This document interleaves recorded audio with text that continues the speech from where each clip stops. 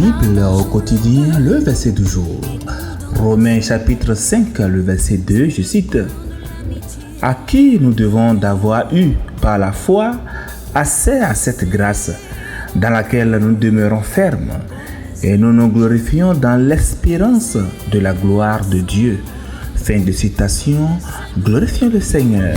Quand je suis la fille et je suis... Bien-aimés dans le Seigneur Jésus-Christ, notre verset du jour s'inscrit dans ce passage où Paul a développé les conséquences de la justification par la foi.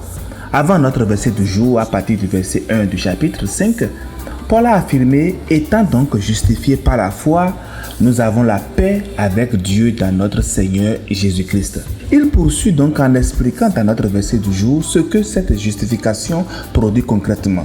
D'abord, ça donne un accès permanent à la grâce de Dieu, la paix intérieure avec Dieu, une posture ferme dans cette grâce et surtout une joie anticipée dans l'espérance de la gloire à venir. Mais dans le verset, de quelle grâce parle vraiment Paul? Ici, il s'agit de cette faveur imméritée, cet amour merveilleux de Dieu qui nous entoure, nous restaure, nous relève.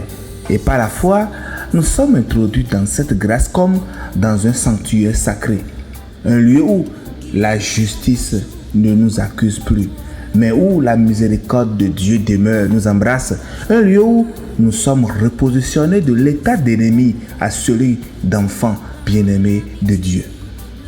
Chers amis, demeurer ferme dans la grâce ici dans le verset, c'est comme refuser de retourner à la culpabilité ou à la peur.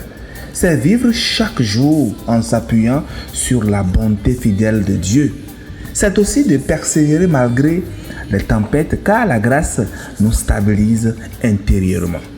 Et pourquoi se glorifier donc dans l'espérance de la gloire de Dieu tel que dit dans le verset? C'est parce que même si tout ne va pas bien aujourd'hui, nous savons que Dieu a promis la restauration, la victoire, la guérison, la paix et la vie éternelle. Et cette gloire à venir, c'est la plénitude de la présence, le dévoilement même de tout ce que Dieu a préparé pour ceux qui l'aiment. Bien-aimés dans le Seigneur. Vous savez, la Bible est tellement remplie de promesses et d'espoir pour toi et moi. Dieu veut te guérir, te restaurer, te bénir. Il veut pourvoir à tous tes besoins selon sa richesse. C'est pour ça qu'il est si triste de voir aujourd'hui parmi nous des gens passer à côté des promesses de Dieu par manque de foi. Vous attendez-vous à ces promesses dont on parle? C'est là la question. Et vous savez que les bonnes choses commencent à nous arriver lorsque nous nous réjouissons avec l'espérance de voir la bénédiction de Dieu dans notre vie de manière constante. Et ce que Paul veut nous dire ici, c'est que nous devons croire et tenir bon et de nous réjouir d'avance pour ce qui arrive. Oui, nous devons nous réjouir avec l'espérance de voir la bénédiction de Dieu se manifester dans notre vie de manière constante. En ce jeudi saint, souvenons-nous que l'accès à cette grâce a été très coûteux.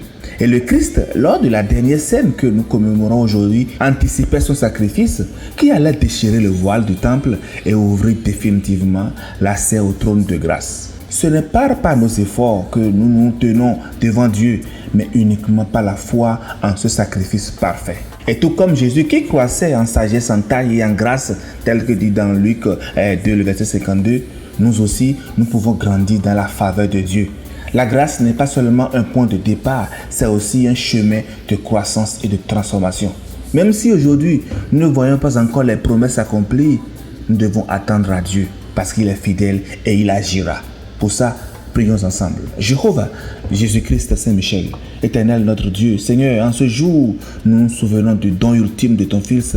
Aide-nous à saisir pleinement l'accès que nous avons à ta grâce. Apprends-nous à demeurer fermes dans cette position que tu nous as accordée et à nous glorifier dans l'espérance de ta gloire.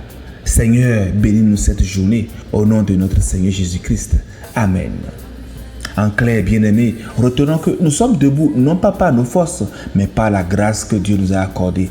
Et cette grâce nous invite aujourd'hui à vivre dans l'espérance joyeuse de voir Dieu agir puissamment dans nos vies. Bonne méditation et que la paix du Christ nous comble en ce jeudi saint. Alléluia, chez vous. C'est le pain de l'amitié, le pain de Dieu.